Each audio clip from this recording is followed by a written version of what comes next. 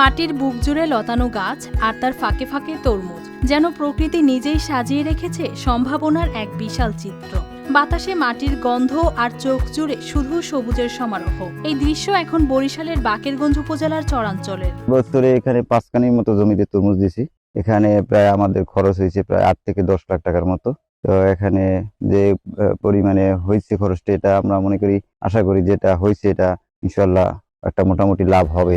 এক সময় যেসব জমি পড়ে থাকতো অনাবাদি কিংবা মৌসুম শেষে ফাঁকা, সেই জমিতেই এখন দেখা যাচ্ছে তরমুজের সফল চাষ। আমার বাড়ি হয়েছে গলাচিপা, যে আমি এখন এই জায়গায় ব্যবসা বাণিজ্য করি। আমি 10 কানি দিয়েছি, মনে করেন 30 লাখ টাকা খরচা হইবে মানুষের জন্য। শুলে নদী বেষ্টিত এই এলাকার উর্বর পলিমাটি, পর্যাপ্ত রোদ আর অনুকূল আবহাওয়ার কারণে তরমুজ চাষের জন্য তৈরি হয়েছে এক আদর্শ পরিবেশ। ফলে দিন দিন বাড়ছে এই ফসলের প্রতি আগ্রহ।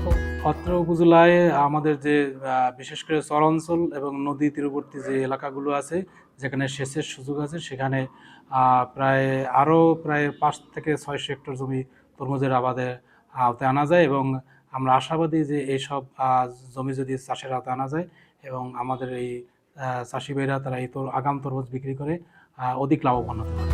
সংশ্লিষ্টদের মতে পরিকল্পিত উদ্যোগ নেওয়া গেলে বাকেরগঞ্জের চরাঞ্চলে হয়ে উঠতে পারে বড় তরমুজ উৎপাদনের কেন্দ্র, যা বদলে দিতে পারে পুরো এলাকার কৃষি অর্থনীতির চিত্র।